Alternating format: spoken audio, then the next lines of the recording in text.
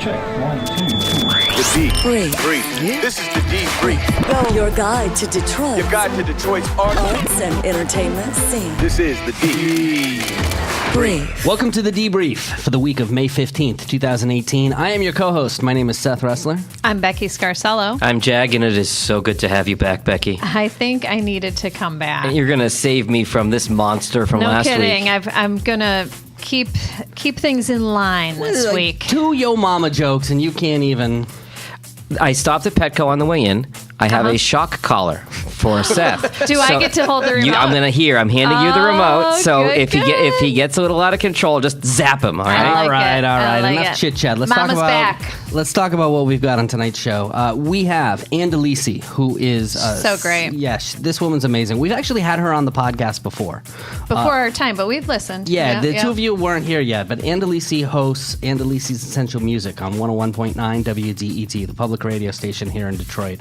And this woman knows everything about music. Encyclopedia. As a former radio DJ in Detroit, I bow down to this woman. She knows it all. She really does. I mean, yeah, because you and I have both done radio. I faked like I knew what the hell I was talking about, but she really does. And it just kind of rolls off. You can name anyone. She's like my music shiro. Oh, yeah, and her episodes of her show are so well researched. I remember amazing. A few weeks back listening to the show that she did, which was all about remembering Dr. Martin Luther King, and she pulled out all these songs and went into all the references and explained them and put them in context. It was really amazing. So she's a throwback to the days of personality-driven radio. Yeah, absolutely. Oh, yeah. Also on the show, we've got a guy named Tom Leeper, who you talked to, right? Correct. Yep. He is biking literally every inch of the city, wow, up and down streets, to cover it all, see it all, and record it as far as the art and the neighborhoods and interesting photos all along the way. So I think you're going to be excited about this one. All right, so we'll hear about that. Plus, we want to let you know that we have a mobile app that you can download, right? Because a lot of people out there, they're not so good at the podcast listening. Sure about I've heard of podcasts, but I don't know how to download them. Right. And so many people are embarrassed to say that they don't know. So just go to the App Store, look up the D Brief. Get the app. Or if you've got an Echo at home, we've got an Alexa skill as well. All you have to do is say, Alexa, enable the Debrief podcast. And you'll be able to listen to our podcast, which is all about everything that's going on in Detroit, from concerts to comedy, plays, food, drink, and more. All right, guys, let's get into it. The D Brief. Food and drink. All right, Becky, what's going on in the food and drink scene around town? All right, well, I'm going to start in the city and then work our way north. So the first story I've got for you, DeQuinder Cut Freight Yard is opening this weekend. If you've been on the DeQuinder Cut, you may have noticed some construction going on. There's 9 shipping containers stacked side by side. You may have wondered what's going on there. Well, starting this Saturday, May 19th, it's a unique spot. It's opening up for patrons to enjoy food, drinks, and retail. Includes a beer garden with rotating food trucks. So this is cool. They have something like this in Las Vegas. If you go to the old historic downtown, it's called Container Park. Exactly like that. Yep. That's very cool. So every Friday, Saturday, Sunday, there'll be the food trucks, and there's going to be a Build Institute Bazaar every Saturday and Sunday. I would describe it as kind of like a upscale art fair with Detroit makers selling what they've created. That's cool. Yeah. And then various musical entertainment will be going on throughout the weekends.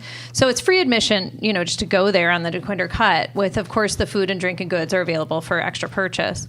Now, is this going to be like a permanent installation? It is. This is going to be there from now on. Yep. Oh, exactly. wow. Year-round or just in the summertime? Oh, you know what? That's a great question. I don't know. I would assume more in the nicer weather, but maybe there'll be capacity to heat it. I don't know. But it's really cool how it was created, too. It's a partnership between the Detroit Riverfront Conservancy, the Build Institute, Lawrence Tech University, Western International High School, Pony Ride, and the Groundswell Design Group. So everybody had a hand in this, and it was funded by several local foundations. So if you want to find out more about that, again, it's opening this weekend on Saturday. They have a Facebook page, DeQuinder Cut Freight Yard, or on the web, DetroitRiverfront.org/DCFY. Can I make a prediction? Sure. This weekend they will already have more people than the queue line has had since it started. I think that's probably a safe bet. Yeah, you've been seeing those stories, right? There's nobody on the queue line. No. Yeah. Far underwhelming. How'd you get here tonight? Did you take the queue line? No, I parked and walked. Oh. You can't get there from here. Right. So I also have another Detroit restaurant with a cool dish. Detroit's Pie Sai is offering a Wu-Tang Clan themed pizza. So get this. In honor of the Wu-Tang Clan coming to perform a 25th anniversary show at Movement, the electronic music festival, this pie is called Cashew Rules Everything Around Me. Get it? I get it. Right? I know how Wu-Tang pizza works. You order it with all of the ingredients, and as long as at least 4 of them show up, they charge you. Wowza.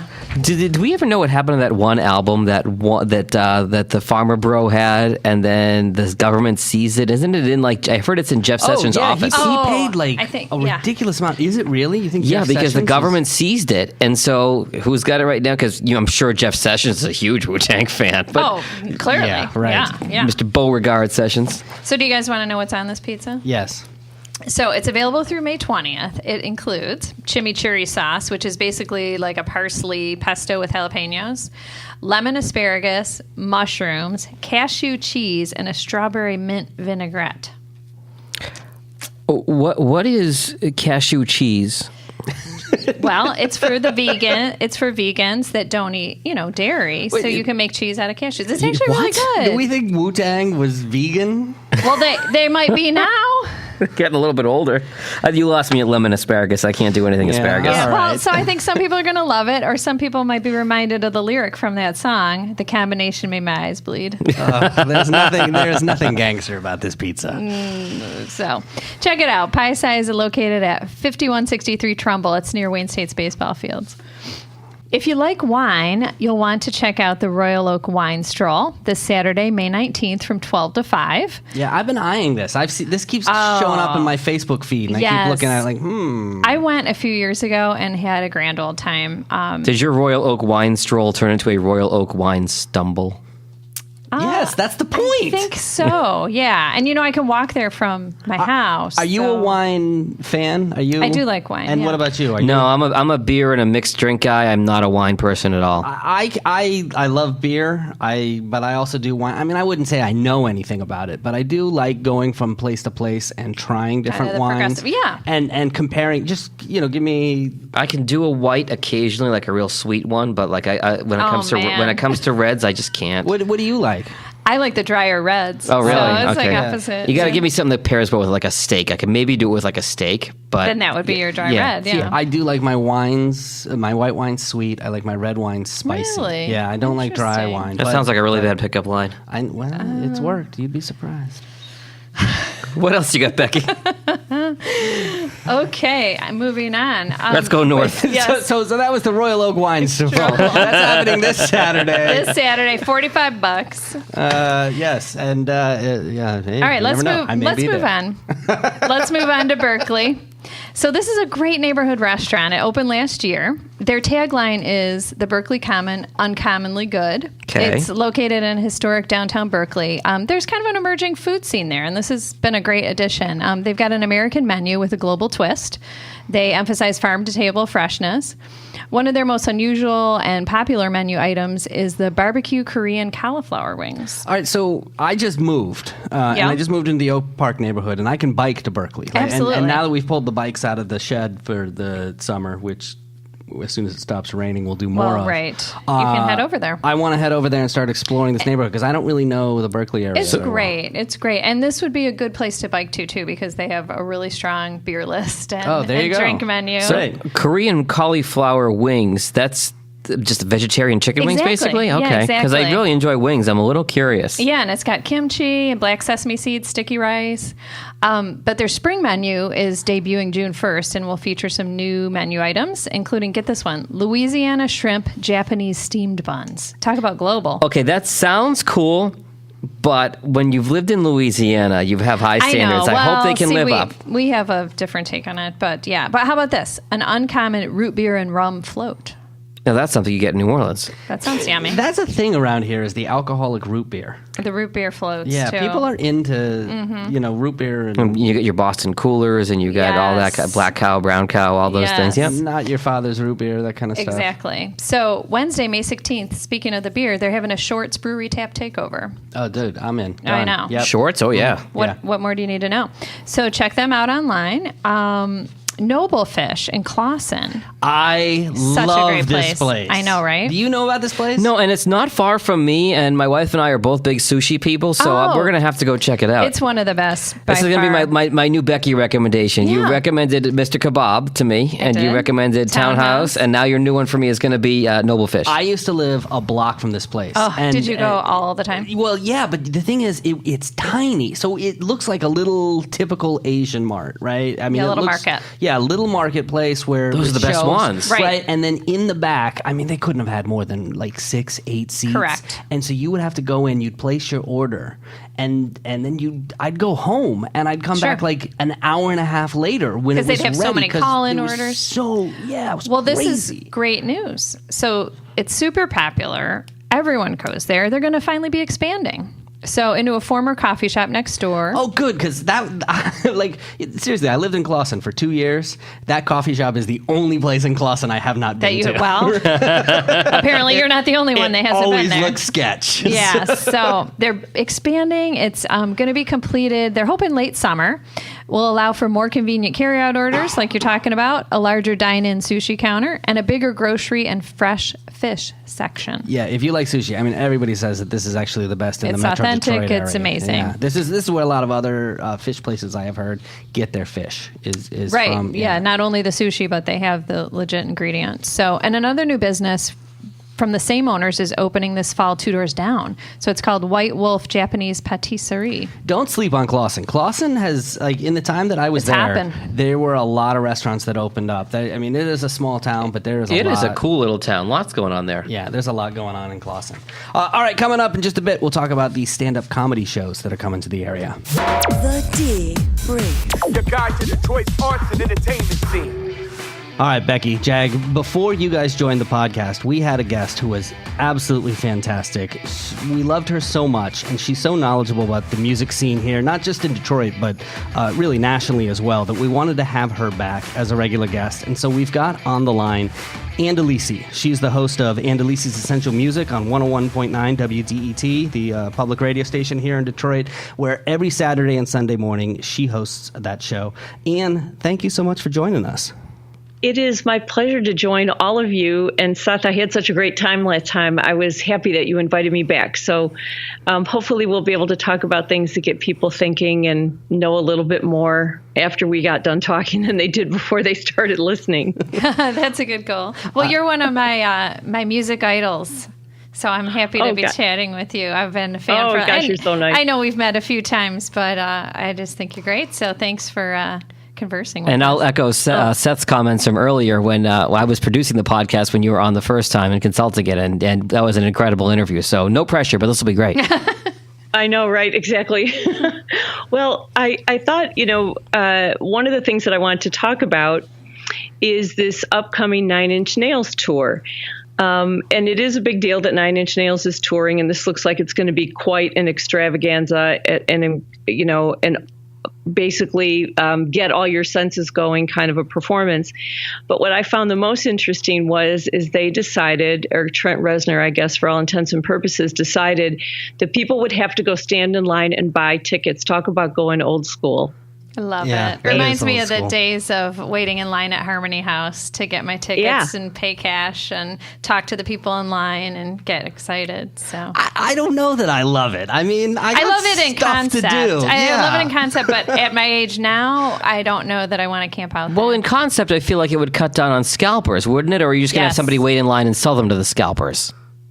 Well, I think that was the goal, is to make it a level playing field so that people that are fans can actually go, and it's first come, first serve. And he admitted, that a lot of people aren't going to like it, but we live in a day and age when people from anywhere in the world can buy up all the best seats as quickly as possible and then sell them at an incredible increase. And that paradigm has created insane ticket prices. Yeah. Agreed. And so there's something I like about this. I think it's a pretty interesting thing that people that really love this band don't feel like if they can't be on the phone when it happens or when it goes on sale that they're going to lose, that they can actually go and have a chance at getting some really good seats.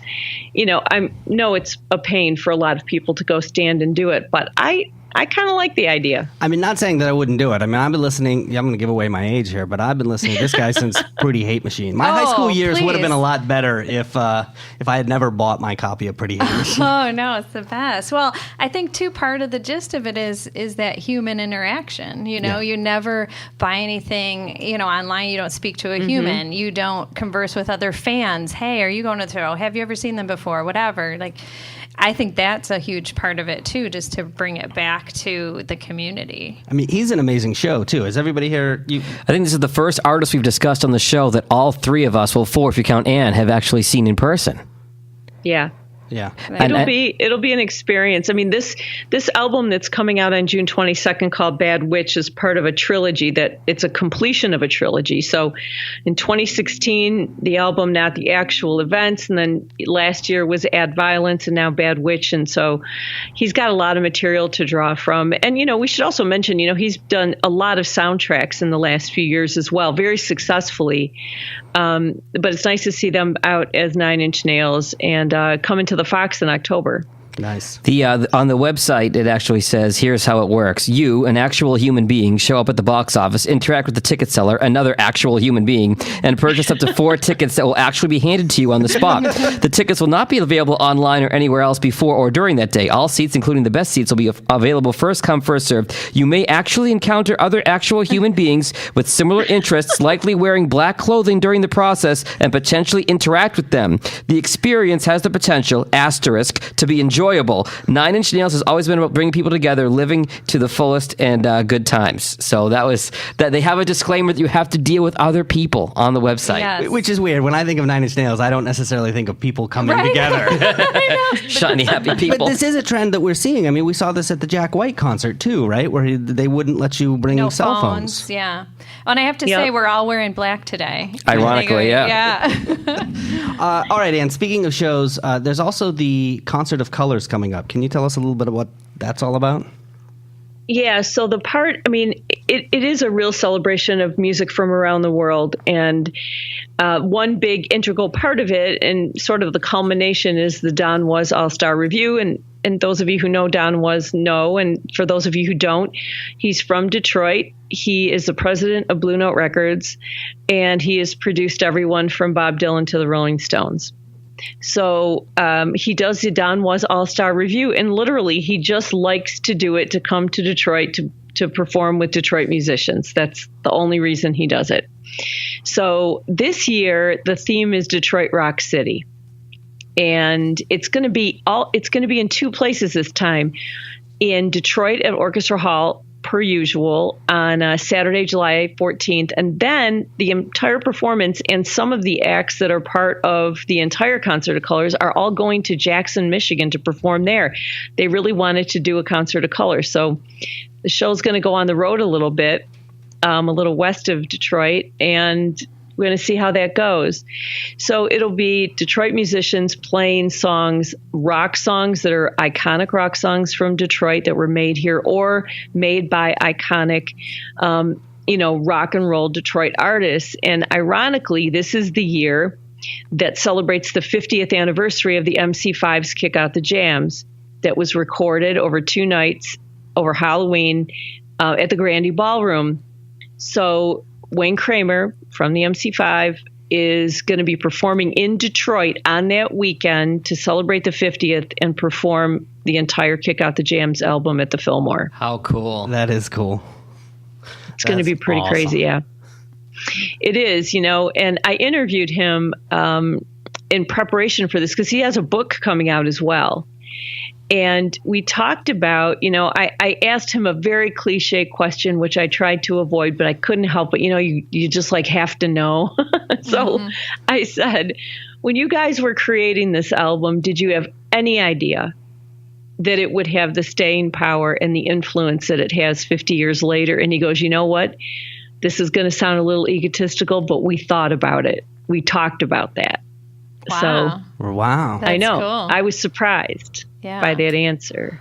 So it's a lot, it's Detroit Rock City. There's so much, you don't call it Detroit Rock City for nothing. There's a lot of it here, but it'll be a celebration of that at the Don Was All-Star Review this year. That's so cool. That's such a great event too. Just all the other shows surrounding it too. It's a great cool. time. And Don Was is a guy that you've run into a lot over the years, right? In your time here at the Detroit scene?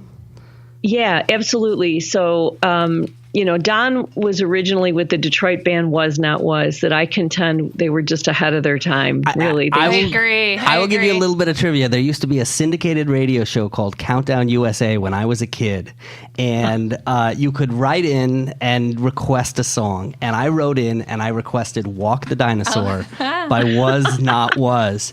And they played the song, and they sent me a copy of the CD with a big Countdown USA sticker plastered across of it.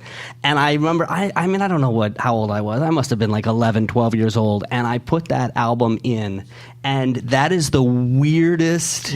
I mean, there's just a song that like, hello, Dad, I'm in jail. Yes. And for a young kid, it was so bizarre. Right. A friend of mine, her sister was dating someone in the band, and we listened and we're like, who is this? Like, that's so lame, But I think, like you said, it was just so ahead of its time. We didn't know what to make of it.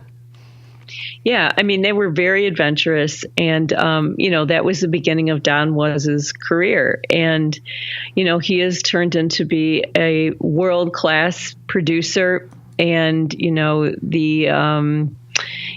Blue Note Records has been put in his care, and he is a huge jazz fan, and he absolutely loves Detroit. So he comes here, pretty regularly, and it's going to be an exciting time. It always is. He just loves to come to the Motor City. So, when he's not working with the Rolling Stones or Bob Dylan or whoever he's working with, he loves to spend time here, which is great. Obviously, he was a visionary. I know he worked on Dave McMurray's new release too.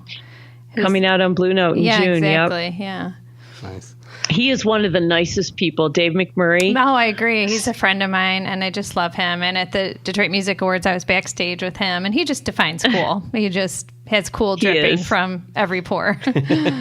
He is. He is a really good guy, incredibly talented, and I'm excited that he is putting out this new album on Blue Note. It's pretty perfect. Mm-hmm. And you've got some Jeff Buckley news as well, right? Yeah, so those of you who are Jeff Buckley fans, not everybody is going to know who Jeff Buckley was, but he still, decades after he died, has this rabid following. And he really technically only made one album. And the night before he was going to do his second album, he jumped into sort of this piece of water that was an offshoot of the Mississippi River, and he drowned.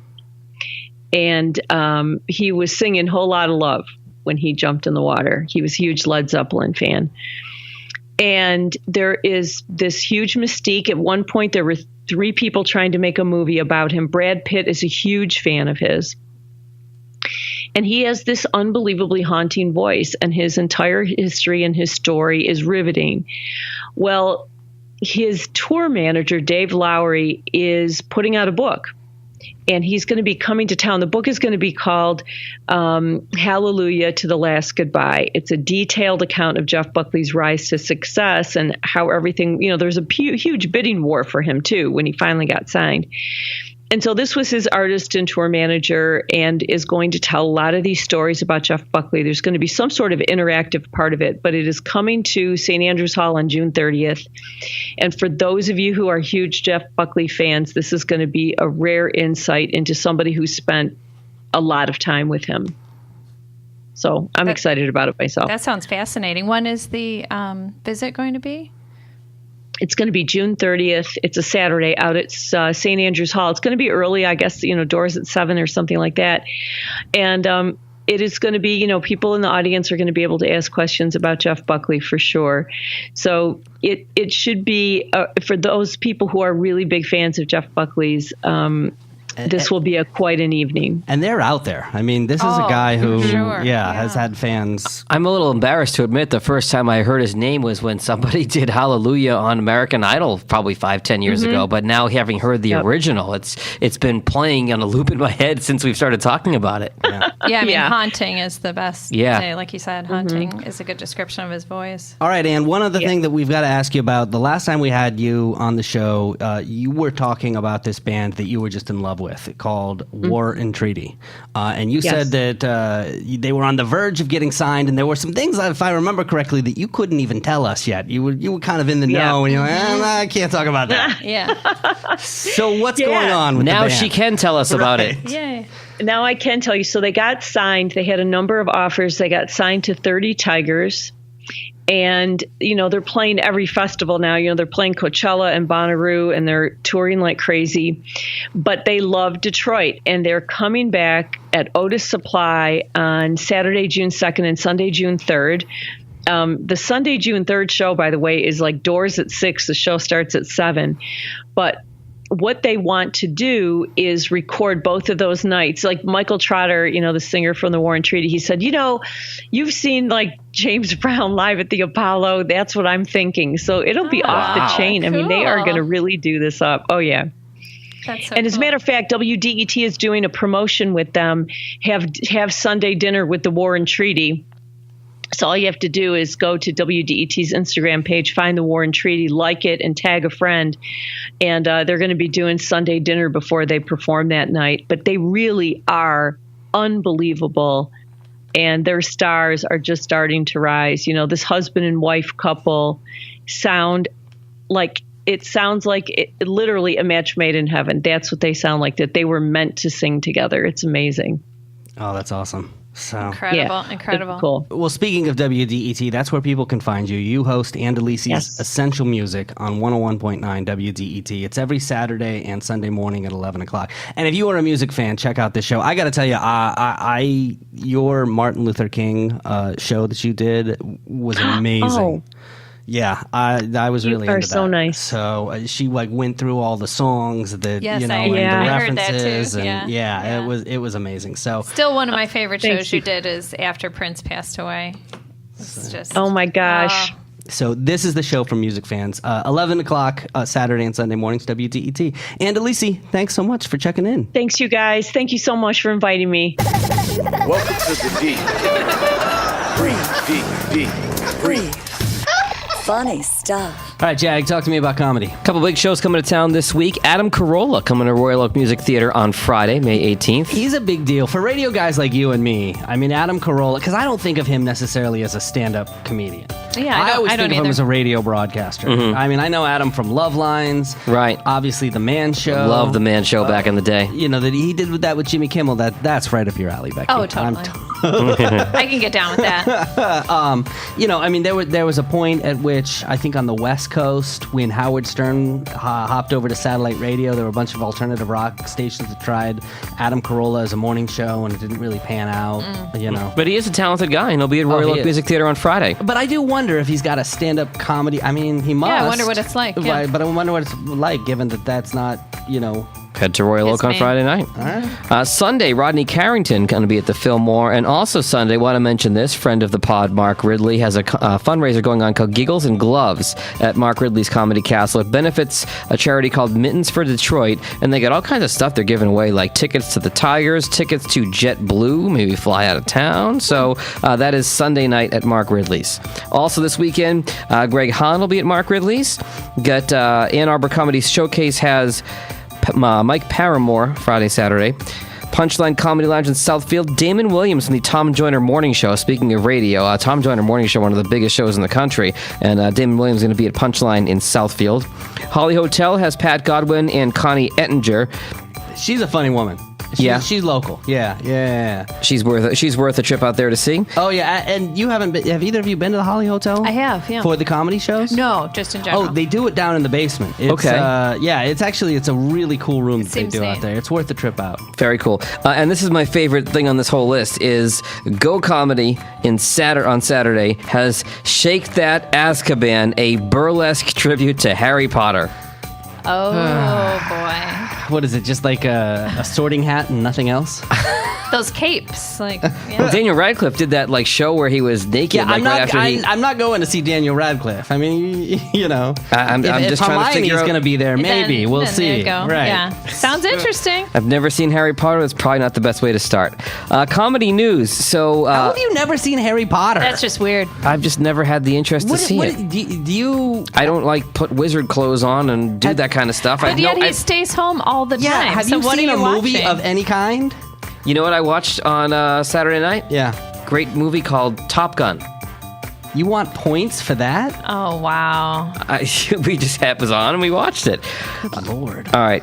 Comedy news. So there was the big thing about Fox rescuing Tim Allen's Last Man Standing. Unfortunately, that meant Fox canceled some other shows, including Brooklyn Nine-Nine. And there was this big uproar on social media about this. People were pissed. Have you guys? I've never seen this. I've never actually seen it, but I love Terry Crews. This is Andy Samberg. Andy Samberg from SNL. I watched the first episode of it, and it wasn't good. I don't think Andy Samberg is that funny if he's not standing next to Justin Timberlake. But I wasn't really feeling it. No, I never saw this, but I will tell you, my Facebook feed was on fire. Yeah, so fear not, Brooklyn Nine-Nine fans. NBC is picking it up and saving it from Fox. Wow. And finally, Rick and Morty, which is apparently the #1 show of millennials. So many of my friends talk about this. Rick and Morty. It's been renewed for 70 more episodes, and we have a connection to one of the writers on the show, right, Seth? Yeah, we do. So Ryan Ridley, which is Mark Ridley's son, is one of the writers for this. I mean, this show is Dan Harmon, and I love Dan Harmon. I love Community. That is one of oh my god, that show is so funny.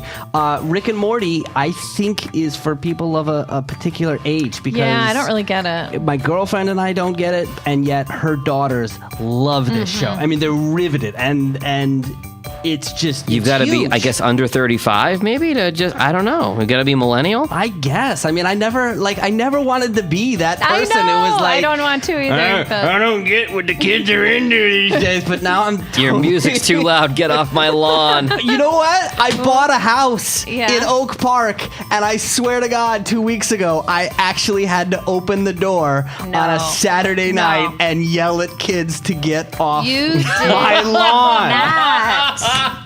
You did not. Actually, and as soon as I closed the door, I was like, "Oh my god!" Old man. Okay, Becky, we're taking the shot collar off him now, and we're giving him a cane. Yes. Do you need to go home? Are you sleeping? Is it past your bedtime, Seth? All right, coming up in just a moment, we're going to talk to this fellow who's been biking every single mile of Detroit. This fellow who's rides his bike all around Detroit. Does he wear trousers when he's biking? Right. We'll hear all about that next. This is the D. Concert calendar. All right, Becky, tell me what the kids are listening to these days. No, I think we got something for everybody. Thursday, May 17th, Todd Rundgren's Utopia at the Fillmore. We got Sum 41 at the Crowfoot Ballroom. I know them. Let me tell you something. In this town, Sum 41 has like 17 singles on the radio because you've got 89X as the alternative rock station that's been here forever. And they, of course, are not really a Detroit radio station. Canadian. They're a Canadian radio station. And you know this, right? They've got the CanCon rule, which says that a certain percentage of all the artists... 33%. It may have been changed in the last few years, but that's why if you listen to a Canadian station, you're likely to hear Bryan Adams, Celine Dion, Sum 41, Avril Lavigne. Yeah, they got Nickelback. They've got sort of the maybe that's why people hate Nickelback. I think there's other. I was just at Canadian Music Week in Toronto last week. Last Friday I was there. I was actually talking about podcasting there, and they do this. It's kind of like their South by Southwest. I don't know if you've ever been to Austin for that. It's like their big. No, but I want to. It's on my bucket list. Yeah, I need to. But that's essentially what Canadian Music Week is, and it happens in Toronto every spring. Yeah. So. Well, there you go. Because Sum 41, I think this year's the last year for the Vans Warped Tour, too. Yeah, that's sad. I know, We used to go, when I was running an alternative rock radio station, when I was younger, when I was a kid. Back in the day. We used to go and broadcast every day, all day from the Warped Tour. It was amazing. Cool. And they had to walk uphill both ways to get there. It was amazing. Yeah, in the snow. Friday, May 18th, we've got the Founding Fathers with the Mighty Deadwoods and Bright Delusion at the New Dodge Lounge in Hamtramck. So get this, it's billed as a, quote, high-energy show of infectious music, practically guaranteed to get people moving. I want to work for their marketing department. Right? Maybe even old people. Now with 10% more fruit juice. Seth will be there. Seth will be there with his walker. It'll be great. Yeah. Right. So, fun fact, I actually went to grade school with the frontman of the Mighty Deadwoods. So, go see him. He rocks. Where'd He's you go? awesome. Wyandotte Catholic Consolidated School. And Catholic schools always breed the best rockers. You know that, Yes, right? that's what I've heard. Yes, it's true. I read that somewhere. There was a study. Also, Friday, May 18th, Rise Against is at St. Andrews Hall. Saturday, May 19th, This Is the Kit at Third Man Records. Sunday, May 20th, here's one for you. Daryl Hall and John Oates. this predates me. Don't give me that. Well, it's actually for me because I saw them last year with Tears for Fears. It was excellent. Tears for Fears, I can get that one. But this time they're coming with Train. Sunday, May 20th at LCA. It's interesting that Train's the opening. I mean, Hall & Oates are obviously legendary, but Train as an opening act, they're used to headlining shows, so that's interesting. Yeah. I think it'll be great. Tuesday, May 22nd, Vance Joy at the Fox Theater. And Tuesday, May 22nd and Wednesday, May 23rd, you got Greta Van Fleet at the Fillmore. Very cool. There's that band from Frankenmuth. They won a couple of Detroit Music Awards this year. The Led Zeppelin inspired. I mean, that's the biggest. That's a huge story coming out of this. Oh, era. yeah. So great. Let's see what else I got. Time to think about summer concerts. I have not done the summer concert thing here. Oh, it's so fun. It's almost like it's just overwhelming. There's so many shows, so many outdoor shows. Oh, That's why the Fillmore's getting renovated over the summer because everybody's at the outdoor concerts. Exactly. So just one highlight. Our own DT Energy Music Theater, which for us old timers is still Pine Knob. Not me. I wasn't here. You weren't here, but I'm an old timer, but I was. If not you in want Detroit street cred, Seth, call it Say Pine Knob. I'll sound old. No, you'll sound You'll legit. sound local, yeah. Yeah, I don't just sound local. understand these rules. It's confusing. Just listen to us. So, Pine Knob already has 49 shows in the books for this summer, which is an increase over last year when it ranked number 4 in the nation among outdoor amphitheaters. So last year there was 428,000 concert goers going through those That's 500,000 people at DT last summer. That's really cool. Pretty sweet. That is a lot. So some of the highlights coming this summer: Paul Simon, 30 Seconds to Mars, Kendrick Lamar, Willie Nelson's Outlaw Festival, Maren Morris, and tons more. All right, coming up in just a few, we're going to talk about the sports. Is that? Am I doing that right? We're going to talk about the sports. Yes, it'd be old-time baseball. This is the deep. This is the deep brief. Deep. This is the deep brief.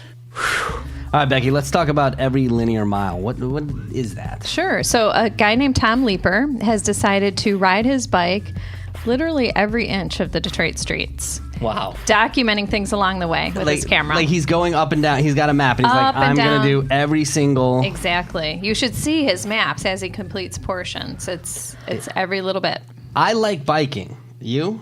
No, I don't think I've ridden a bike in 25 years. Are you serious? What is wrong with you? Because I just, when I lived in New Orleans, you it was love too hot. sports. Right. I love spectator sports. Oh, you don't actually like participating? Getting No. out You there. participated in any sports? I played baseball for 3 years when I was a kid. I mean... I ran No, like track in high currently. school. No, Right. Currently. I think I played in a kickball league and a neighborhood league once. Wow. I like the cycling because you can see so much more. I do too. I love biking. That's actually one of the things that's hard about being here in Detroit is that you can only do it so many months a year. Right. I don't like... Sorry, California boy. Right. Although this guy, you should take some inspiration. Tom Leeper, he bikes all year round. See, people do that because They I do. know the Mogo bikes they're saying get used in the winter too. That's crazy. Hey, just gotta get hardy. You got to put snow tires. Can you put chains on a bike? Studs. I don't think you want to do that, but I'm the stud on the bike. Never mind. oh boy. All right. Let's jump into the interview. So I asked Tom, what is this Every Linear Mile project? Yeah, I started the Elm Project about a year ago. I started riding my bike in the city a lot just for kind of the fun of it, but I found myself riding the exact same paths over and over again. So I was trying to mix it up and do some different neighborhoods, and then one day I thought, well, what if I tried to ride every mile of the city? And I use the term every linear mile. So the city is 138 square miles. I couldn't find any place where it actually told me how many linear miles it is, but I'm estimating it's about 4,000 to 5,000. So it's going to take me probably 2 years. I'm a year into it. I've done 1,600 miles, 1,700 miles so far. Impressive, right? 4,000 to 5,000 miles.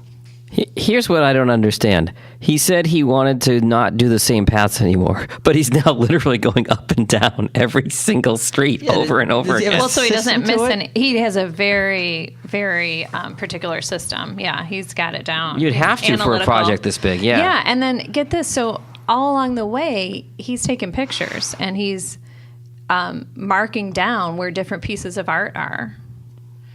A big part of this is trying to capture every piece of art in the city. So I just carry an iPhone with me, but every piece of art that I see that I think is something someone put some effort into. So there's a lot of graffiti that some I discount, but most I try and capture if it's at least something different. Any of the big murals that you see, I definitely include. Children's artwork I always try and include just because you can tell they spent some time on it. So the definition of art is a little tricky, but I've kind of written down my own definition. I pretty much stick to it.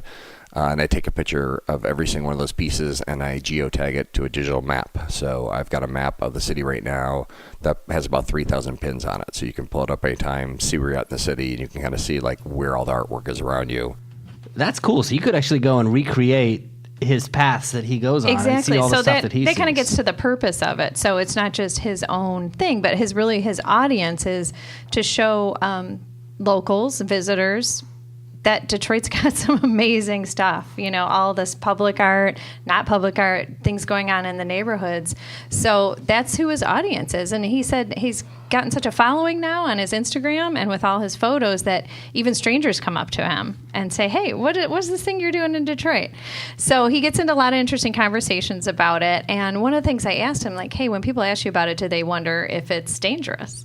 People often ask me about the danger element of the ride, like, what do you see? What do you experience? And no question, I've wiped out on my bike a couple of times. I've stepped on nails. I've stepped on, thousands of pieces of glass. So all that's part of it. There's the whole human element of it. Do you run into dangerous people? And I've had a little bit of that, but in general, not much. So really, the most dangerous piece has been animals, namely dogs. The city definitely has a wide collection of wild dogs, and so I've been chased 7 times. 4 of them were no big deal. They're just little dogs. It just kind of made me laugh. 2 really, really, really scared me, and hence I carry a mace now. And then 1 was probably the most interesting one because I saw the dog coming up. It was a really cold day, and he was licking this frozen puddle in his front of his yard, and I kind of felt sorry for him because I could see he was chained up. And I just thought, oh, God, he doesn't even have water to drink. So as I rode past him, I realized he was not chained up. He was attached to a chain, but that chain had no end. So he chased me for about 3 blocks, and he just had this huge long chain just dragging behind him. And that's really the only thing I think that kept him from catching me because he was definitely the fastest of any of them. That would give me nightmares. I know, right? Weeks. That is a traumatizing experience. And he keeps going out, going back. I have heard that about Detroit, about the sort of packs of wild dogs out there. Right. I mean, that's still a thing then? It is, unfortunately. But you know what? Think about all the dangers there could be, and he's out there, early mornings, and it's not so bad. And on the dog thing, there are a lot of groups like Detroit Dog Rescue, and there are a lot of groups that are making a difference and making a dent in that sort of stuff too. So that's good to know too. Yeah. So I asked him, beyond dogs, what other people do you meet in the community when you're out and about? One time I ran into a drug dealer, which is not uncommon, although I ride early in the morning, so it's sometimes strange to see a drug dealer out and about. But what made this one funny was he was a really young kid, and as I rode by, he was like, hey, do you want some drugs? And tried to stop me, but in a very non-threatening way. He just thought, all right, here's a guy out riding, maybe he wants drugs. And so I just told him no. Well, the nature of my ride, I was going up and down the streets, and he was doing a cross street. So I ran into him 2 more times within, 20 minutes. And in each case, he did the exact same speech. Hey, do you want some drugs? But he did it funnier each time, where he found it very comical that he was running into me over and over again, and he knew he was offering the same person drugs, and he knew I was going to say no, but he was doing it just because he found it amusing, just as I did. A drug dealer with a sense of humor. I like it. Hey, you want some drugs? Hey. Hey. Did he happen to get the name of the guy? Because I could actually... I got his card. Are you running low on painkillers? I need some... no, you just need more Metamucil. Yeah, that's what it is. So, beyond drug dealers, what other kind of people? I asked him. So, interesting stories. One day I was riding some part of Detroit again I'd never been in, and I suddenly stumbled upon this massive solar panel field. And even just not having any knowledge that it existed, I was like, oh my God, what is this? So I was kind of circling the fenced-in area, and then I noticed that someone was opening up a gate to go in and it looked like take some pictures of it. So I kind of rode over to where they were, trying to see if I could weasel in on their entrance. And it came to find out that it was a gentleman and his son, and then a son's friend, and they were coming in to do some aerial photography of it. But what made it just so cool was the father's son had actually designed the field. So he was here, and he was just so proud of his son, and he couldn't wait to tell me the story of like how he got involved and what his degree was in. And he just went on, and I took a bunch of pictures of them together, and it was just great. It's just fun to see a kid who grew up in the city giving back to his city, and his father just being so ultimately proud of him. Isn't that cool? I mean, he's just met so many interesting people, seen so many interesting things. And I kind of talked to him about, well, where do you go from here? Kind of what's the end game? You spend so much of your life doing something. Yeah. I mean, it'll be 2 years. And he has a day job and, daughter and all kinds of things. So he said, he's always been interested in the art in the city, and one day kind of hopes to build a large artist village. So also when he's out and about, he's kind of scouting places, locations, yeah, and looking for places to put something like that in. And he's been building relationships with some of the artists and things. So I'm excited to see where this goes. And it's going to be this record of what he's seen. And that'll be interesting, too, to go back and see what still remains, because this is all outdoor. Wouldn't he have to then start over and go, oh, this changed? And I know, because now you can go to his site and you'll be able to look on a map. With the geotags, and if you happen to be in that neighborhood, he might have a picture of a mural that was on a building. Right. And then a year later, it's gone or whatever. So it's really kind of this awesome capsule of moments in time. Oh, cool. Well, if we want to see it, where can we see it? Yeah, it's everylinearmile.com, and he's got a great Instagram. Awesome. Coming up in just a few, we'll take a look at what's happening on stages around town. The debrief. Sports Report. All right, this is the part of the program where Jag talks about sports and Becky and I pretend to care. I take a little nap. Or I talk about sports that are relevant to, or sports stories that are universally relevant, like this one. Sports gambling ruled legal today by the United States Supreme Court. A lot of states had banned it. It was a New Jersey ban, and then a ban called the Professional Amateur Sports Protection Act that was signed by the first Bush in '92, saying that states cannot ban sports gambling. Used to be you could only gamble on sports in Nevada, and now that's been struck down. So the Associated Press estimates Michigan could have it in about 2 years. There are already 8 bills that have been circulating in Lansing prior to this ruling. Wait, so they were anticipating this ruling? They'd already lined up the legislation saying... I'm not sure if they were anticipating it or if it was a matter of they were trying to find ways around it and ways to make it happen. So are you going to start sports betting? There, No, Becky?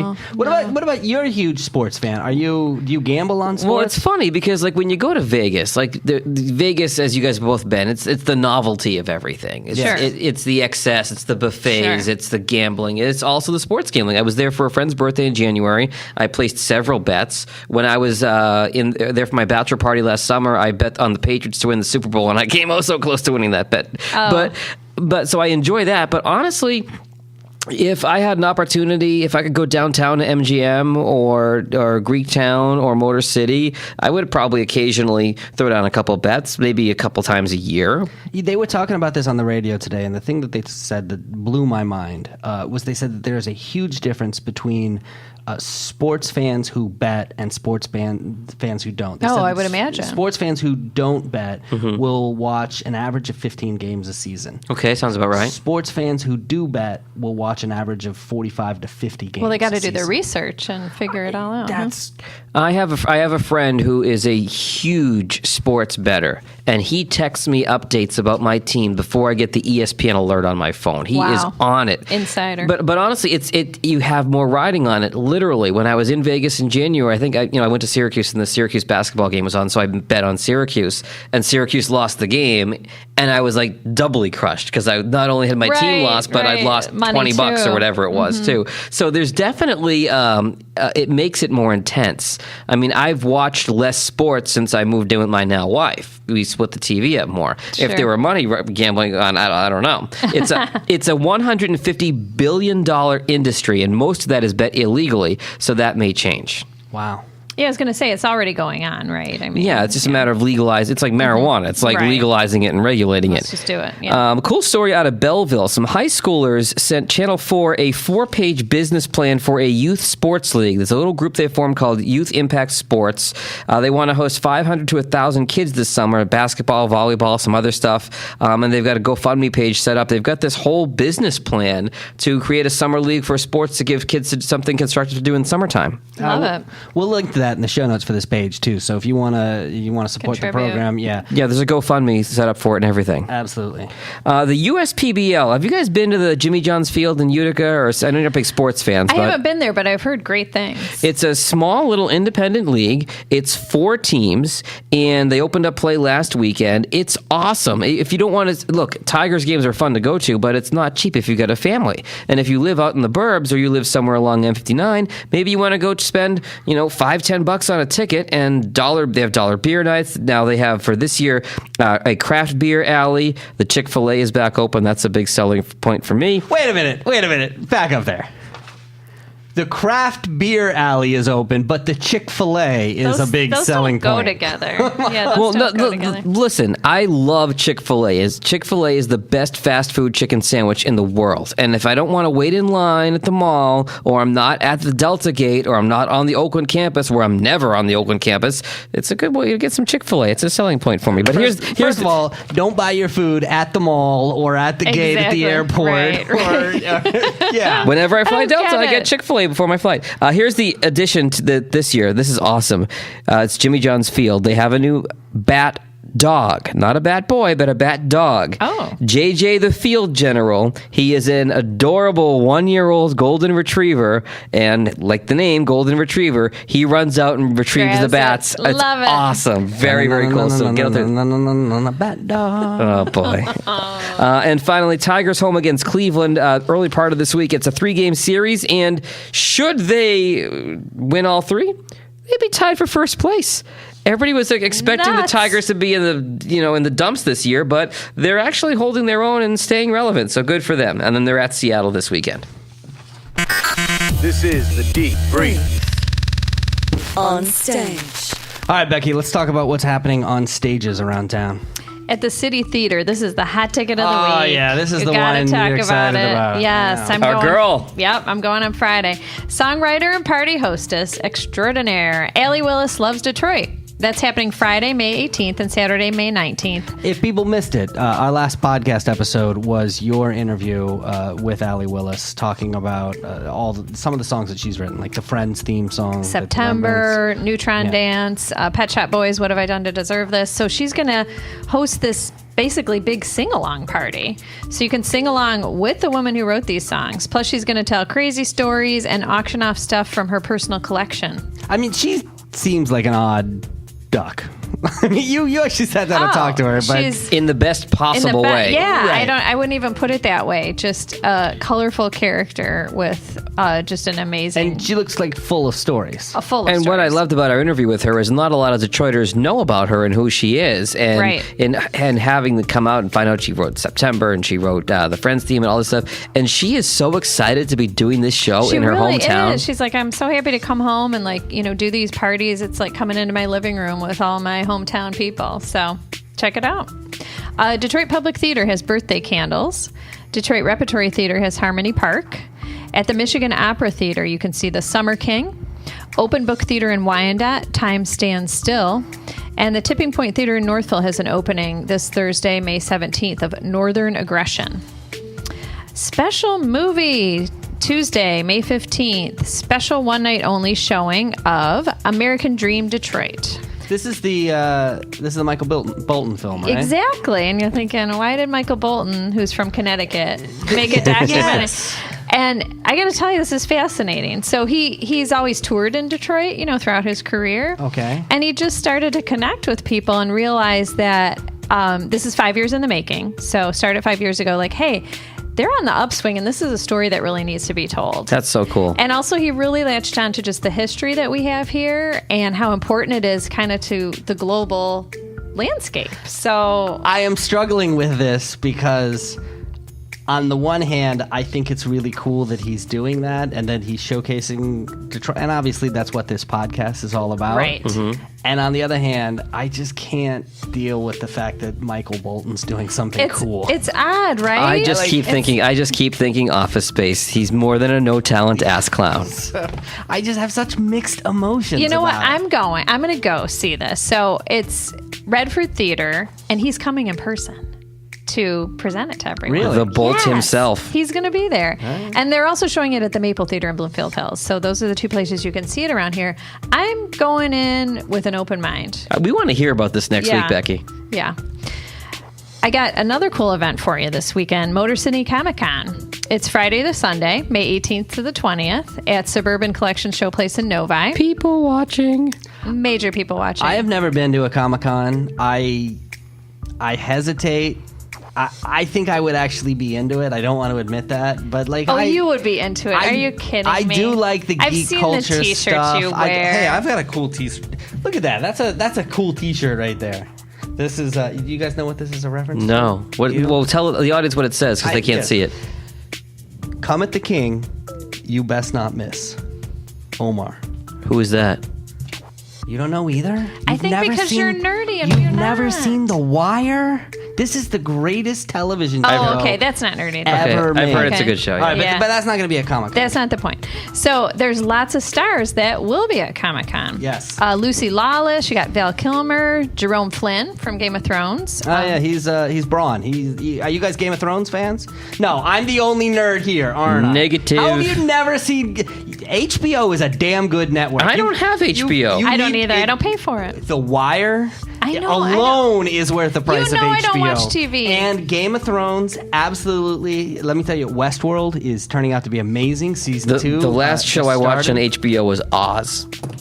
That was a good show too. And it was like the first season that I didn't have HBO after that. That was a good show Well, there too. you go. Entourage. There's a lot of good stuff. Sopranos.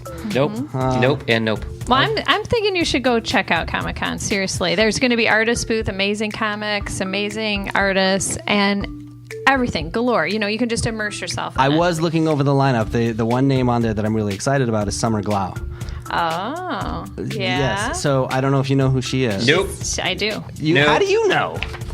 I know things. She's from, so one of my favorite television shows of all time was Firefly, which was Joss Whedon, who created Buffy the Vampire Slayer and Angel. Summer Glau actually had a guest role on Angel. She was like a ballet dancer, I think, Okay. is what she was. Sounds like a little crush.